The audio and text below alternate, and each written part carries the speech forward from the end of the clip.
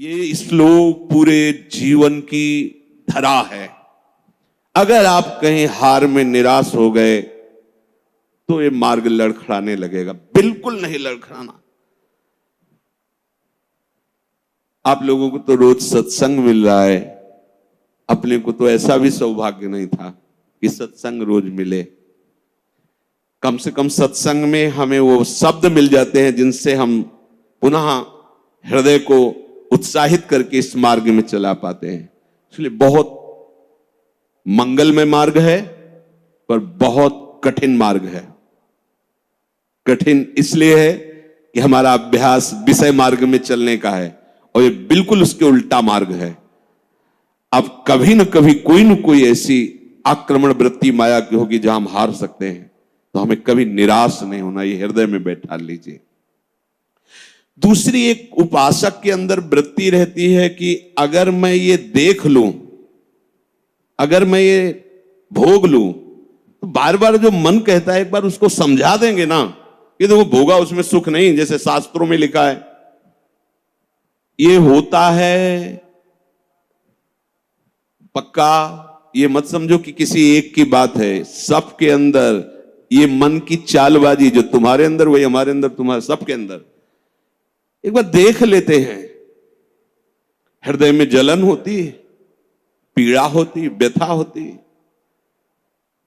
उपासक उसकी काट तो जानता है पर प्रयोग नहीं कर रहा, विषय आकर्षण के कारण काट जानता। उपासक तभी बना है जो उसको पता है। अगर उपासक है तो सत्संग सुना ही होगा, शास्त्र स्वाध्याय किया होगा, तो शास्त्र स्वाध्याय सत्संग इसी के लिए तो ज्ञान मिलता है, इन्हीं से लड़ने के लिए। पर उस समय विषय प्रीता होने के कारण वो उनका प्रयोग करना भूल जाता है। अब जो ये बात आई है इस पर समझना होगा। पहली बात तो हमने पूरी आपको बता दी कि कहीं हमको लड़खड़ाना नहीं, निराश नहीं होना। किसी भी परिस्थिति में निश्चित भगवत प्राप्ति होगी। चुप शांत, कहीं कोई इसमें तर्क की कोई गुंजाइश नहीं है। भागवत में लिखा हुआ, अगर मेरा भक्त है, अनन्य है, उसके हृदय में नाना प्रकार की विषय वासना है, तो मैं उसके हृदय में बैठकर उसको निर्विकार करता हूं। ध्रुवदास जी 42 लीला में कहते हैं, यद्यपि भक्त अनन्य जो विषय इंद्रियन बस होए, कर्मठ कोटि जितेंद्रियन ते समलाय न कोय। यदि वो श्यामा श्याम का अनन्य है पर विषयी है, तो करोड़ों कर्मकांडी और जितेंद्रिय उसकी समानता नहीं कर सकते, क्योंकि कर्मकांडी को कर्म पर विश्वास है, जितेंद्रिय को अपनी जितेंद्रियता पर विश्वास है, और इसको प्यारे जू का भरोसा है, लेकिन इसकी बराबरी कोई नहीं कर सकता। यद्यपि वो विषय, यद्यपि भक्त अनन्य जो विषय इंद्रियन बस होए। ये कोई केवल ऐसे नहीं कि ये भाषण हो रहे हैं, मनमानी जो आया सो बोल दिया। तस्मात् शास्त्रम प्रमाणम, और सबसे बड़ा शास्त्र ये है हमारी छाती, जिसको हम जीते चले आ रहे हैं। ये मन कभी कभी हमको ऐसा प्रेरित करता है, जहां इसको विषय संयोग होने का अवसर दिखाई दिया, कोई क्रिया, कोई संयोग, कुछ, तहां ये मन बुद्धि को इस तरह से आकर्षित करता है कि सुना है शास्त्र और गुरुजन कहते हैं कि सुख नहीं है, पर अगर हम इसे एक बार भोग लेते तो हमें पता चल जाता कि सुख नहीं, फिर हम अपने मन को समझा देते। इस बात पर आपको सावधान होना है। ये नहीं कि ये हमारे हृदय में आती, इनके हृदय में आती, इनके आपके हृदय में नहीं, ये चराचर जगत की बात कह रहा हूं।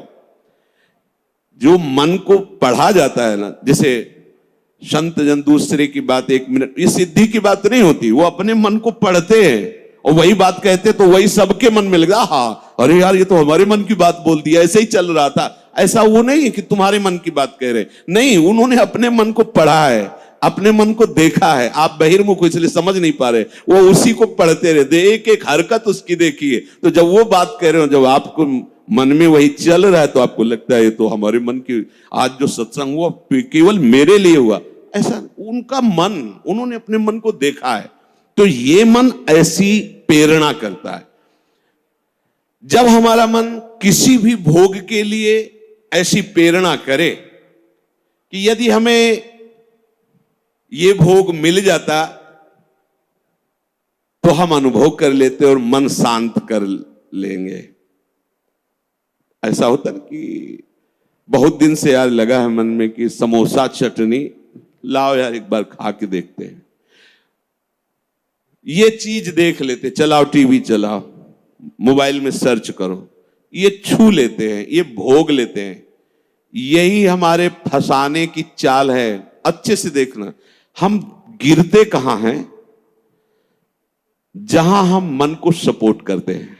मन हमें कैसे दस्तखत करने के लिए राजी करता है? कुछ नहीं बिगड़ेगा, बस देखना है क्या होता है। सूंघने से, खाने से, देखने से, छूने से, शब्द स्पर्श रूप रस गंध, इन 5 भोगों को ही भोगने के लिए हमें विवश करता है। मन ऐसा प्रेरित करता है, ऐसा बोले अब शांत हो गया, भजन करते हैं। कई मिनट माला चलेगा, लेकिन अगला प्रोग्राम वो तय कर चुका है। सामने आपके जहां पेश किया, कांप जाओगे आपकी, ये क्या हो रहा है? हमने तो सोचा था केवल एक बार देख लेंगे, अब क्या हो रहा है? वो ऐसे दलदल में फंसा देता है कि अगर हरि का आश्रय नहीं है तो कभी नहीं निकल सकता, कभी नहीं निकल सकता। न जातु कामः कामनामुपभोगेन शाम्यति, हविषा कृष्ण वर्तमेव भूय एवाभिवर्धते। ये विषयों की लालसा भोगने से कभी भी शांत नहीं होती।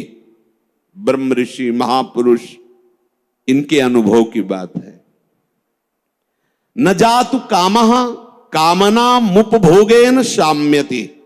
समझ लो, मन को ठीक करने के लिए महापुरुषों के वचन ही शस्त्र हैं, वचन ही प्रमाण हैं। जब हमारा मन ये लालसा पैदा करता है, तभी हम उसमें तदात्म हो जाते हैं, क्योंकि हम सुख के लोभी हैं।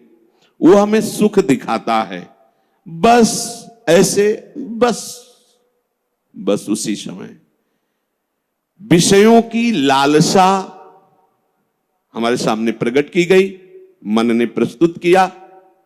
ऐसा समझ लो कि जीव एक राजा है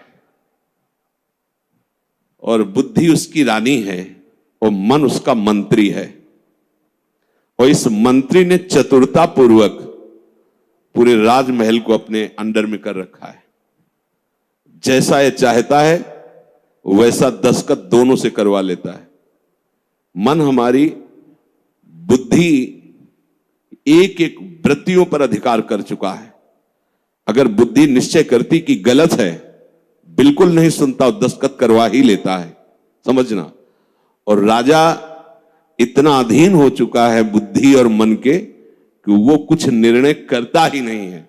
जहां जैसे रानी ने इशारा किया तो मंत्री ने कागज रख दिया, उसने दस्तखत कर दिया, पढ़ा भी नहीं कि है क्या ये। अगर वो पढ़ ले और वो रानी और मंत्री की अधीनता को समझ जाए कि मैं इनके अधीन हो रहा हूं, तो आप समझो 1 सेकंड में पूरा सिस्टम ठीक हो जाएगा, क्योंकि वो सर्व सामर्थ्यशाली है। बस चूक यही हो रही, आज तक कभी उसने पढ़ा ही नहीं कि क्या पेश कर रहा है, बस दस्तखत कर दिया। उस राजा की क्या दुर्दशा होगी जिसकी रानी और मंत्री भी उसके खिलाफ ही खड़े हुए हैं और उसको लग रहा है सब अनुकूल है। उस राजा की क्या दुर्दशा होगी? क्या है वो राजा, किस बात का राजा है? वही दशा इसकी है।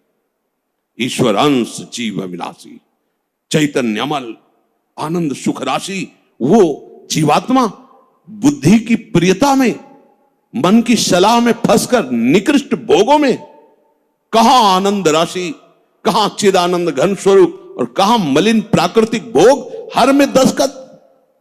सोच ही नहीं पा रहा है। ये लो, मांस लो, मदिरा लो, व्यभिचार लो, ये सब में दस्तखत। यही दुर्दशा हो रही।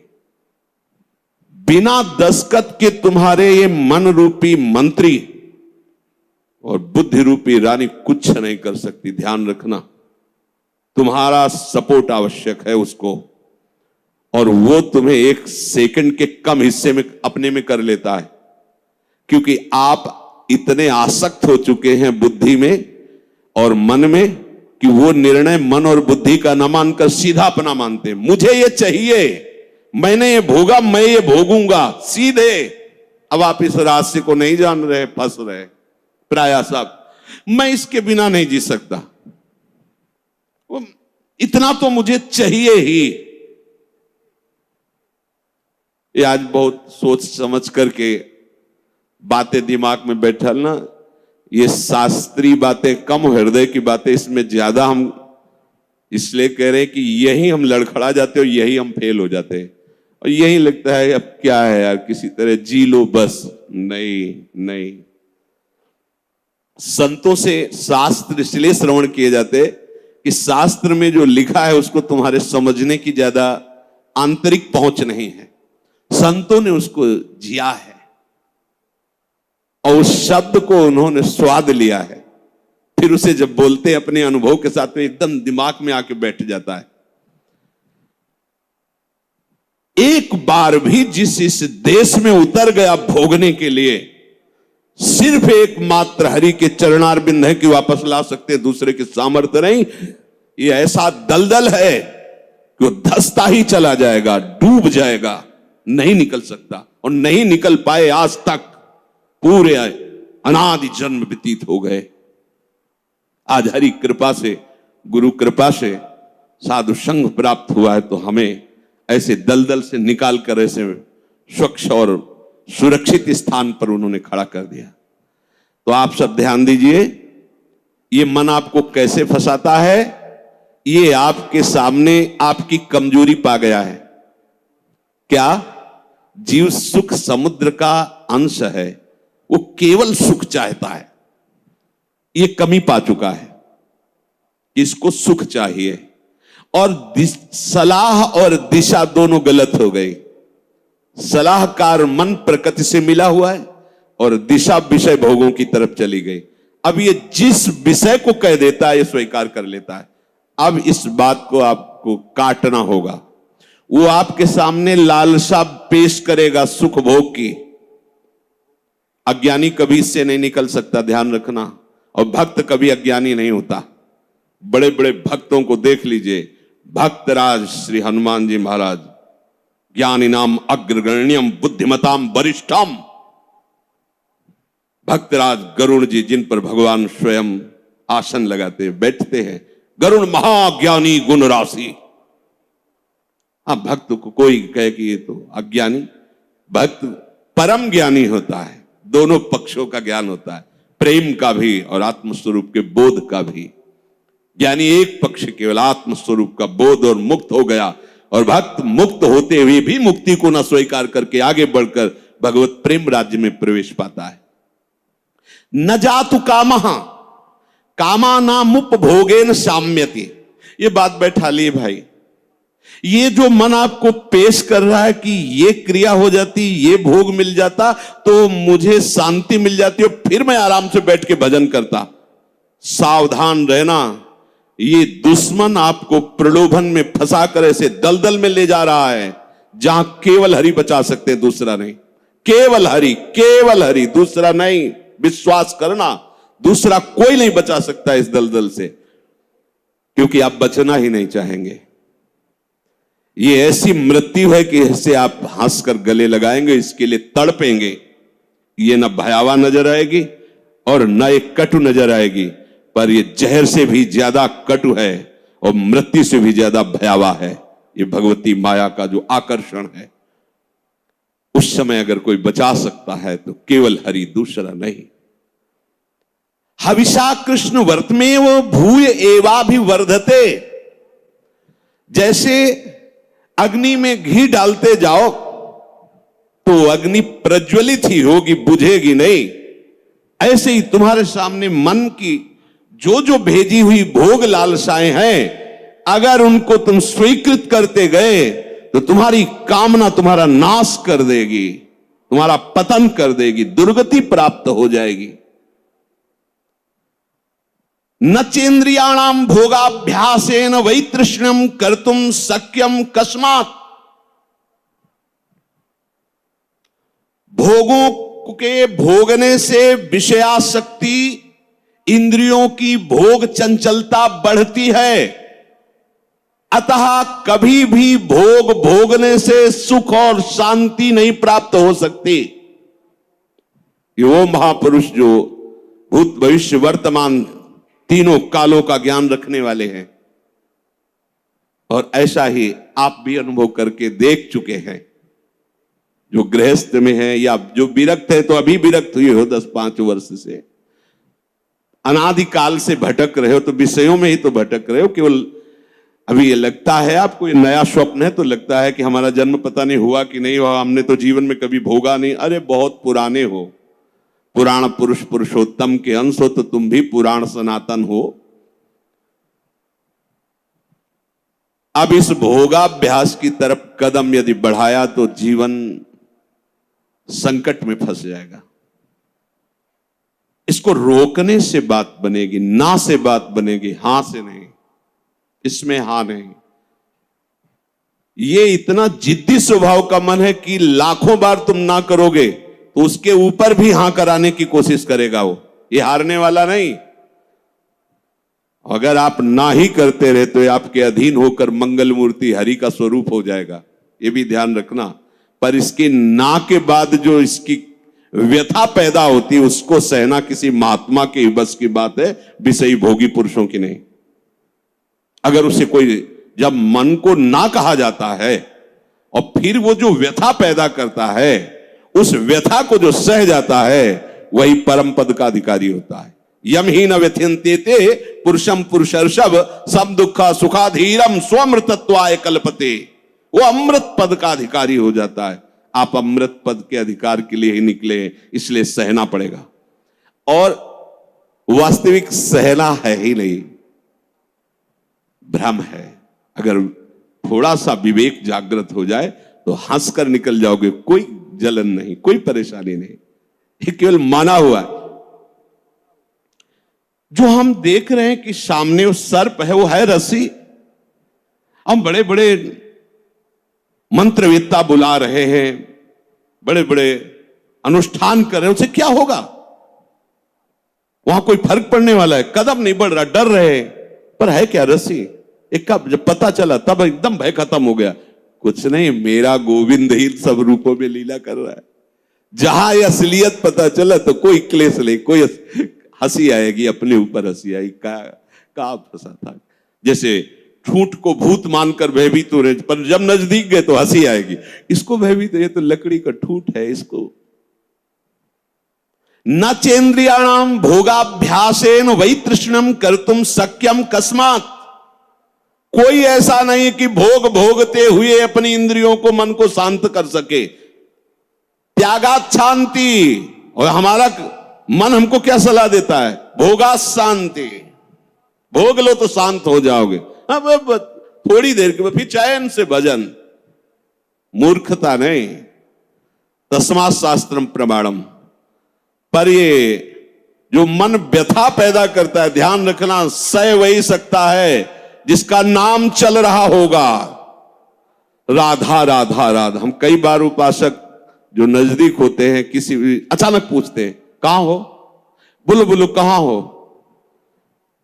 जी कहां हो? क्या चल रहा है? मंत्र चल रहा है, नाम चल रहा है, वाणी जी चल।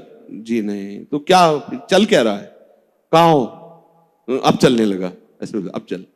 हर समय ऐसे ही आपको टोकना है, देखना है। जिस समय आप नाम से रहित होंगे, उस समय दी हुई मन की व्यथा को तुम नहीं सह सकते। और नाम चल रहा है तो बीच में आ गया, उस व्यथा और आपके बीच में नाम चल रहा है पूरा का। जैसे बुलेट प्रूफ नहीं होता, गोली मारी तो छाती में लगते नजर आई, पर वो अंदर प्रवेश नहीं कर पाए। वो जैकेट पहने बुलेट प्रूफ। ये बुलेट प्रूफ है।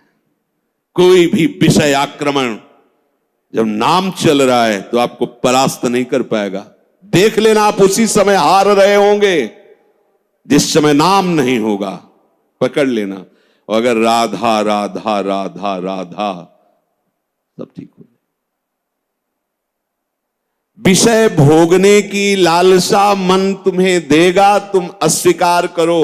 क्योंकि भोगने से जैसे अग्नि में घी डालने से अग्नि और प्रज्वलित होती है, ऐसे इंद्रियां और बलवान होकर भोगों की तरफ तुम्हें घसीटेंगी। तुम्हें शांति प्राप्त नहीं हो सकती। अकस्मात किसको हुई है आज तक? यतो भोगाभ्यास मनु विवर्धन्ते रागाः कौशलम चेन्द्रियाणाम। जो भोग भोगने में सुख के अनुभव के भ्रम में फंस गया, उसकी इंद्रियां उसे कला कौशल पूर्वक भोग में और फंसाती है। ऐसे करो, ऐसे करो, इसको उसको ऐसा वैसा नष्ट कर देती है। माला लिए बैठा है और सोच कितना गंदा, ध्यान में बैठा है, चल कहां रहा है, पूजा कर रहा है, कर क्या रहा है अंदर से? क्या हुआ? ऐसा क्यों हुआ? क्योंकि भोगाभ्यास, इंद्रियां बलवान होकर के अपने अधीन कर लिए उसको। यद्यपि मृषा, बात झूठी है, कैसे अधीन हो सकता है? पर छूटत कठिनाई, बहुत विवेक की आवश्यकता है।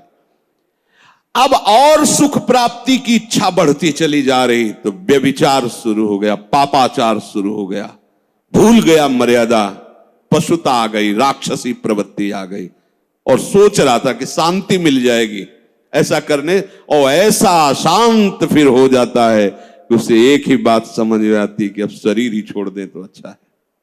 ऐसी स्थिति आ जाती है, घृणा हो जाती है उसको अपने जीवन से, जीना उसके लिए नरक लगने लगता है कि ऐसा जीवन, क्या जीवन। पर अब विवेक काम नहीं करता, क्योंकि इंद्रियों ने अधीन कर लिया है। बिखर पर्यो मन समटत नाही, इंद्र ने लीनो जीत, इंद्रियों ने जीत लिया। तस्माद अनुपाय सुखस्य भोगाभ्यास, बस वो इसी सुख का चिंतन करता रहता है। भोगाभ्यास कैसे? पूरा जीवन इसी में, भोग सामग्री एकत्रित करना, उसको भोगना, अधिक से अधिक भोग सामग्री एकत्रित करना, उसको भोगना, बस इतना ही जीवन। देख लो जो सत्संग विहीन है, भगवत विमुख, देख लो इतना ही जीवन है। भोगाभ्यास, भोग सामग्री संग्रह, बस उसको भोगना, यही जीवन। ये तो पशु भी कर रहे हैं। खान पान निद्रा भय हार मैथुन। बोले जो, बहुत ध्यान से सुना, अभी शांत बैठा था और मन ने भोग लालसा उसके सामने रखी, वो तदात्म हो गया और भोग करके अब सुख शांति प्राप्त करने की इच्छा में सम्मिलित हो गया। बोले उसकी ऐसी दुर्दशा हो गई, सा खलवयम वृश्चिक विषभीत इवासी विशेषण दष्टो या सुखार्थी विषयानुवासितो महति दुख पंके निमग्नो इति। बिच्छू के डंक के जहर से बचने के लिए उसने अपने हाथ को सुरक्षित समझा सांप के बिल में डालना। अब उसकी क्या दुर्दशा होगी? भाव इसका, थोड़ी सी जलन दे रहा था जब हम कह रहे थे ना, हम उस बिच्छू के डंक जैसी बात को नहीं सह पाए, और जब विषय भोगा तो कैसा, जैसे सांप के बिल में उसके मुंह में हाथ लगा देना। अब वो जो सांप काटा, अब बहुत 45 मिनट जियोगे। अगर इंजेक्शन सही नहीं मिला मरी जाओगे, क्योंकि वो कोबरा का जहर पूरे शरीर में फैल जाएगा। और ये एक कोबरा नहीं, हमारे अनंत कोबरा डसते रहते दुर्वासना के।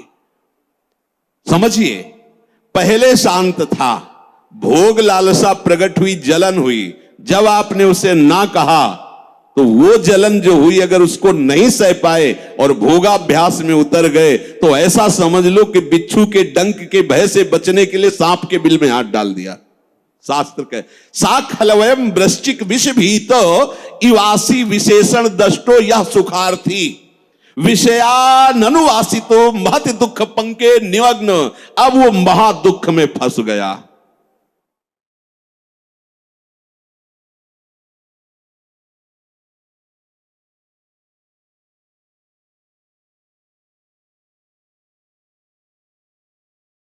इसलिए मन के द्वारा जो दी हुई भोग लालसा है, आपके बिना ये कुछ कर नहीं सकता। आपको दस्तखत नहीं करना है, बस इतनी बात है। दस्तखत का तात्पर्य स्वीकृति। हाँ ठीक है, बस इतना कहने की देर है, आगे तुम रो चिल्लाओ, तुम्हारी कोई बात नहीं सुनेगा मन, पर पहले वो हां करवाएगा। इसकी चाल है, बिना तुम्हारी हां के कुछ नहीं कर सकता है। ये बात समझ लो। सब यही सैकड़ों बार प्रश्न होते हैं, वो हमारे अंदर ऐसा, वो ये काम, वो ये बात तुमसे सुधरेगी, किसी के आशीर्वाद से नहीं सुधरेगी। ये भी ध्यान रख लो, ये भी अनुभव की बात कहते हैं। कहीं भाग के किसी के भी पास चले जाओ, किसी का ऐसा नहीं होगा कि हाथ रख दे तुम निष्काम हो गए। वो तुम्हारी स्वीकृति है, वो सत्संग के द्वारा स्वीकृति। आप बदलिए, आप नहीं बदलेंगे तो किसी की सामर्थ्य नहीं कि आपका हृदय निष्काम कर सके। ध्यान रखना, वो आप तक इस बात को समझ पाएगा कि मन ने कब भोग लालसा पैदा कर दी और आपने कब उसकी स्वीकृति कर ली। ये दोनों बातें, वो इतना चतुर है मन कि आपको 1 सेकंड के कम हिस्से में स्वीकृति लेके क्रिया में उतार देगा। क्रिया का मतलब बाहरी नहीं, अंदर पूरा मनोराज्य शुरू कर देगा और आप फंसे हुए उसी में डोलते रहेंगे। चतुर उपासक हो।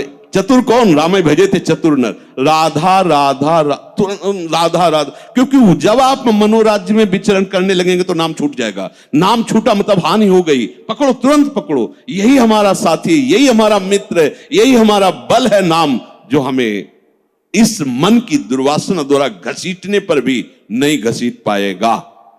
श्री हरिवंश नाम बल रहो अपने, बिल्कुल अच्छे से समझ लीजिए, दूसरा कोई साथी नहीं। आप हमारे पास 24 घंटे रहिए, स्वीकृति न कीजिए तो कुछ नहीं है, स्वीकृति कर लीजिए तो हजारों कोस दूर ये शब्द सुनकर आपको हर समय से गोद में रखेगा। ये गुरु वचन ही सदगुरु हैं, उनको आप देखिए तो आपके पास रहेंगे।